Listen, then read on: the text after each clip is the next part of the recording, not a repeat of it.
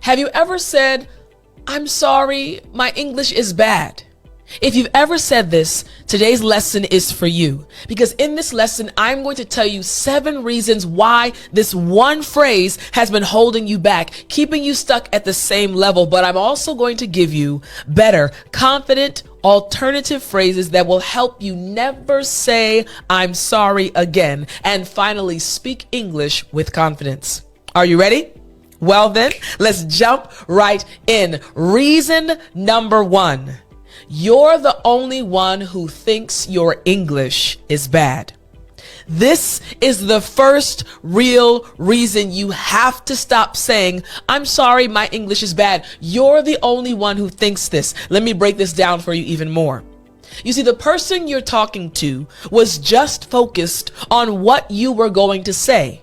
But now, because of your apology, they're focused on your English. You just handed them a microscope and pointed it at the one thing you didn't want them to look at.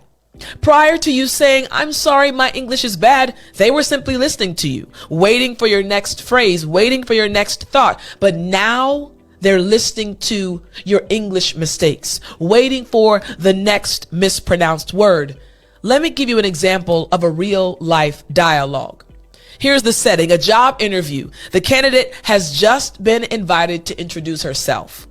The interviewer says, so, tell me a little bit about your background and why you applied for this role. Anna, okay, sure. Sorry, my English is bad, so please be patient with me. The interviewer pauses and shifts in his seat. Oh, no, it's okay. Take your time. Just say whatever you can.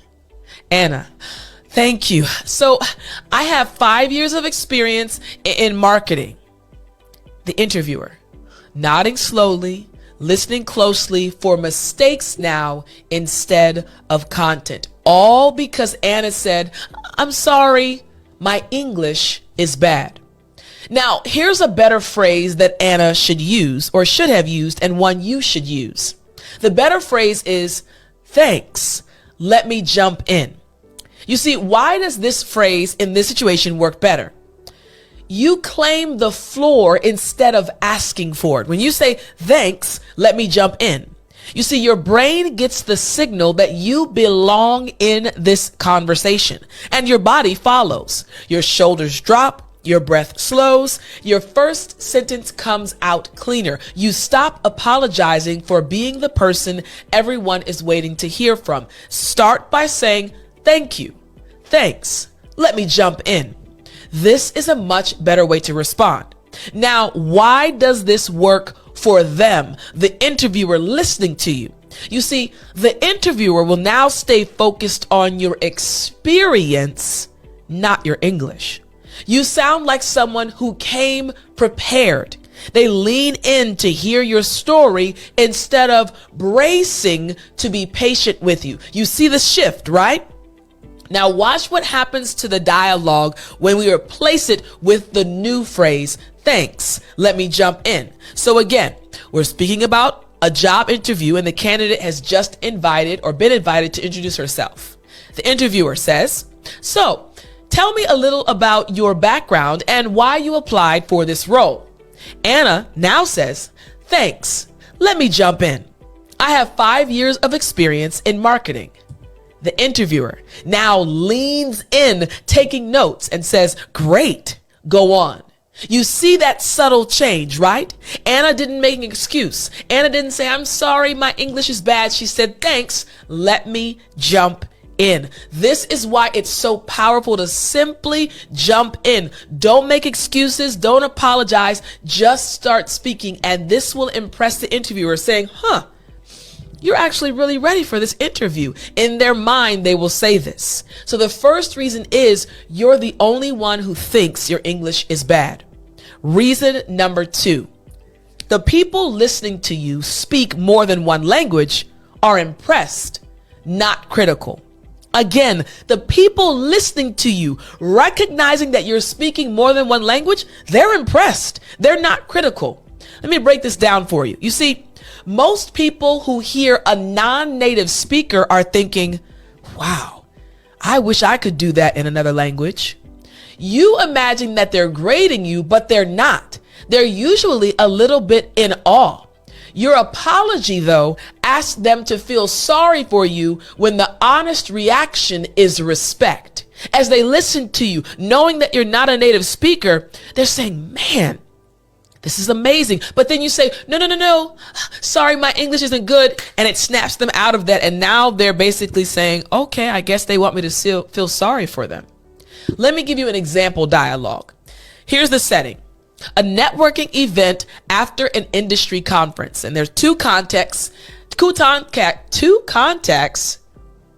twister, have been speaking or have been talking for a few minutes. The new contact says, wait, are you from Brazil originally? Your English is really good. Louisa, oh, thank you, but I'm sorry. My English is not that good. I still make a lot of mistakes. The new contact softens the tone. The smile turns a little more careful. No, really, you're doing great. Louisa responds and says, thank you. The new contact, now speaking slightly slower, choosing simpler words, says, so, what kind of work do you do exactly? Louisa's response, saying, oh, I'm sorry, my English is not good, changed how the new contact responded to her. Here's the phrase Louisa should have used in the situation and the phrase you should use moving forward. The better phrase is, English is my second language and I love using it. Again, English is my second language and I love using it. I'm changing the narrative. You know that it's not my first language, but I'm letting you know I feel good. I feel positive. I feel confident about my ability to speak this second language. So here's the better phrase explanation. Why it works for you. You accept the fact instead of rejecting it. It's a fact. English is not your first language. It's your second, third, fourth, or maybe even your fifth language. You're accepting that fact. So your brain stops treating the conversation like a test and starts treating it like an opportunity. The warmth in the phrase loosens your shoulders before you even finish saying it. English is my second language. I love using it. Now, what about the other person listening to you? Why it works for them? You see, they now hear someone who is proud, not nervous. They don't downshift their vocabulary or slow their speech. The conversation stays at your real level instead of the level they think you need. They're in awe. Wow, I love it. Yes. So this is what the conversation or the dialogue would sound like with the rewrite. New contact. Wait, are you from Brazil originally? Your English is really good. Louisa, thank you. English is my second language and I love using it. New contact. Genuine grin. That's awesome. So what kind of work do you do exactly? The conversation naturally continued and the new contact did not slow down their speech. Why? Because Louisa, instead of apologizing, instead of saying, I'm sorry, my English is bad, Louisa said, you know what? English is my second language and I love it. The person listening to her, the person having this conversation with her now is saying, wow, I love it. This leads us to reason number 3. Reason number 3 is it makes the conversation about you instead of what you came to say. When you constantly apologize saying my English is bad, the person will stop listening to your content and will now focus on you and your English ability. Let me break this down even more. You came to share an idea, a question, a point of view. The moment you apologize, though, the topic becomes your English. The meeting was about the project. The interview was about your experience. The dinner was about connecting, but now it's about whether your English is okay. You just lost the floor before you stood on it. This is why you have to stop saying, I'm sorry, my English is bad. I want you to check out this real life dialogue. The setting is a team meeting. The project manager has just opened the floor for input on a proposal. The project manager says, Okay, we've got about 10 minutes left. Any concerns about the timeline before we move forward? Hiroshi. Actually, yes. I want to say something. Sorry, my English isn't very good, so let me try. Teammate number 1, with an encouraging nod, says, go ahead, take your time. Teammate number 2 says, yeah, no pressure.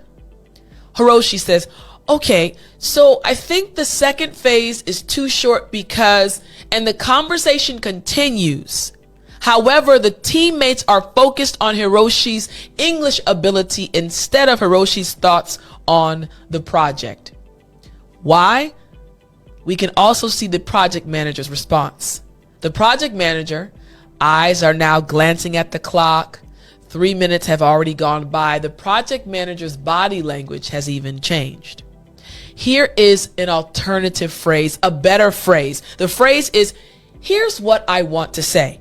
Instead of saying, sorry, my English is bad, Hiroshi should say, here's what I want to say. Now, why does this work for you as an English learner? Why this works? You see, you name your point before you explain it, which forces your brain to focus on the content instead of your importance or performance. You stop apologizing for taking up space and you start using the space. The phrase is short enough to say cleanly, even when you're nervous. Here's what I want to say. Just say it. And this is how this phrase affects those who are listening to you. The room gets oriented immediately. They know you have something real to contribute. No one is watching the clock. They're listening for your point, which is exactly where you wanted their attention in the first place. Not on your English ability, but on your idea, what you want to say. Now let's hear how the dialogue would sound with the replacement alternative phrase. Project manager. Okay, we've got about 10 minutes left. Any concerns with the timeline before we move forward? Hiroshi. Here's what I want to say. I think the second phase is too short because now the project manager is nodding and saying, go on, Hiroshi, go on. Why? Because Hiroshi is now allowing the focus to be on the idea, the content, the project, and not on the English skill he lacks or has. This is why it's so important for you to stop saying, I'm sorry, my English is bad. It takes the focus off of the important information and puts it on you, leading us to reason number 4. You're asking permission to be taken seriously. This is not what you want. When you say, I'm sorry, my English is bad, you're literally asking them to take you seriously. Let me break this down. Every time you open with, sorry, my English is bad, you're asking the other person to decide whether you deserve a real conversation. You're handing them the power to be patient with you or not. Confident speakers don't ask for that permission. They just start talking. You are going to be a confident speaker moving forward. You're going to stop saying, I'm sorry, my English is bad. You're going to just speak. I want you to listen to this real life dialogue. The setting is a client call. The client has just asked a direct question about pricing. The client. So, can you walk me through how you arrived at this number? I want to understand the breakdown. Dimitri. Yes, of course.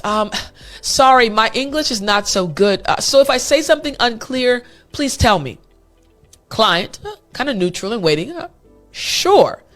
Dimitri. So the pricing is based on 3 main factors. The client.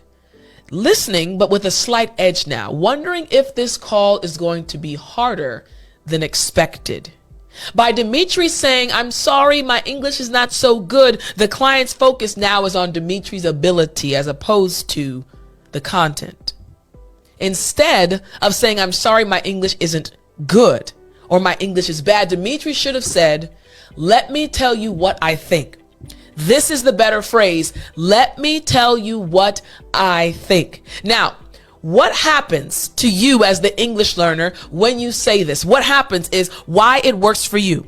You move from asking permission to claiming your seat at the table. You're not defending your right to speak. You're stepping into the role of someone with a point of view worth hearing. That mental shift changes your tone instantly, and your voice drops into a calmer, more grounded register. Let me tell you what I think. Now, what happens to the person listening to you? Why it works for them?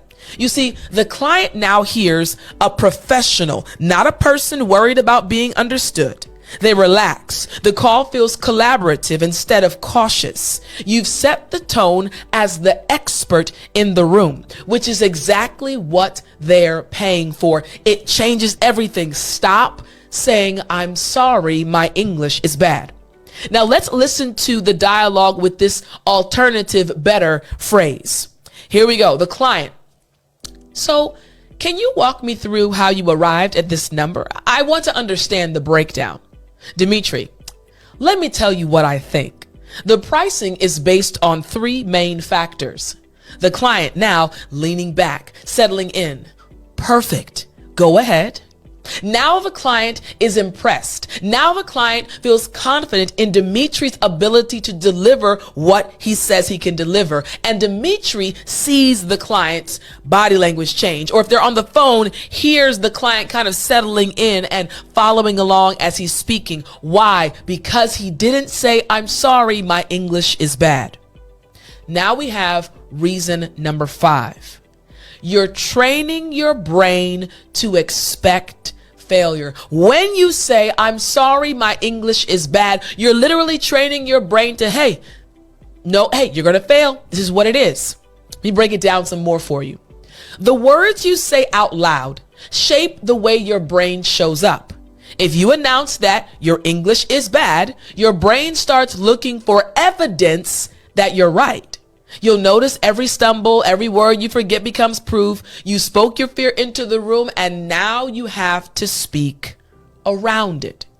What you say matters. So I want you to listen to this real life dialogue. Here's the setting. A conference presentation. The speaker has just stepped to the microphone during the Q&A. Audience member. Thanks for the talk. Can you explain the second framework you mentioned in a bit more detail? Priya. Yes, sure. Sorry, my English is bad when I have to explain something complicated, so bear with me. She pauses. Her mind goes blank on the words she wants. She stumbles. She hears herself stumble. She tells herself, "See, I knew it." The next word comes harder than the next. Priya then speaks.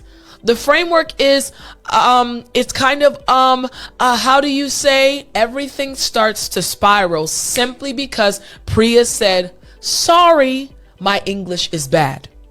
The better phrase that Priya should have used is, "Give me a second. I want to say this well." Priya could have responded, "Give me a second. I want to say this well." There's nothing wrong with this phrase. Now, why does this work for Priya or for you as an English learner? This is why this phrase works. You give yourself permission to pause without labeling the pause as a failure. Woo! I love this line.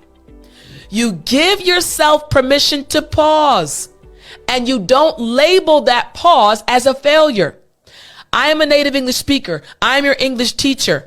I pause for effect. I pause when I want to gather my thoughts. It does not mean I am failing. So you have to remember, you're so intelligent. Your pausing does not indicate a failure. Continuing. Your brain gets a task. For example, say this well, instead of a warning, you're about to mess up. The thinking pause becomes a sign of care, not a sign of struggle. When you say, "Give me a second. I want to say this well," the people in the audience, people around you will say, "I like that he's taking the time or she's taking the time to gather her thoughts." How does this affect them? Why it works for them? The audience reads the pause as thoughtfulness. They sit forward, curious about what you'll say next. The room's energy stays with you instead of shifting into that uncomfortable, "Are they going to be okay up there?" feeling. saying the right phrase is powerful. Stop saying, I'm sorry, my English is bad. So let's check out the dialogue now with this new phrase. Audience member: thanks for the talk. Can you explain the second framework you mentioned in a bit more detail? Priya: give me a second. I want to say this well. She pauses. She breathes. So the framework works in stages, where each stage builds on the one before it. And the audience member now nods and proceeds to take notes. All simply because Priya, instead of saying, sorry, my English is bad, or making an excuse, she said, give me a second. I want to say this well. Now, did you notice that I just paused for effect and you didn't feel like it was a failure? You didn't feel like your teacher wasn't going to teach you. No, there is power in pausing. Reason number 6. You're performing a version of yourself that isn't real. When you constantly say, I'm sorry, my English, it's bad, it's not good, you're not really being yourself. Let me break this down. In your own language, you're funny. You're sharp. You have opinions. You don't shrink. The sorry, my English is bad version of you is a character, a smaller, quieter, more apologetic person than who you actually are. Every time you perform that character, the real you gets further and further away. Stop saying, I'm sorry, my English is bad. Let me give you a real life dialogue. Here's the setting: a work dinner. Colleagues are sharing stories and laughing. The group turns to her. Colleague: okay, your turn. So what's the craziest thing that's happened to you on a work trip? May: I have a story, but sorry, my English is not good enough to tell it properly. It's better in Chinese. Colleague gives a polite smile and says, oh, no worries, no worries. Then the group waits for a moment. The conversation moves on. May smiles and nods. She had a funny, sharp story. In Chinese, everyone would have been laughing. Instead, she became quieter for the rest of the meal. All because, she said, I'm sorry, my English isn't good enough. My English is bad. Instead, Mai should have used this phrase. She should have said, okay, here we go. With confidence, okay, here we go. Why does this phrase work for May? And why will it work for you? This is the reason. You step fully into yourself before you start speaking. There's no hedging, no softening, no warning label. Your brain goes from, can I do this in English, to here I am.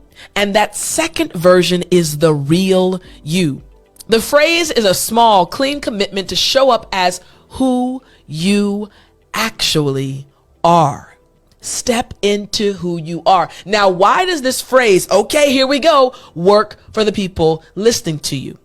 It works because the group leans in.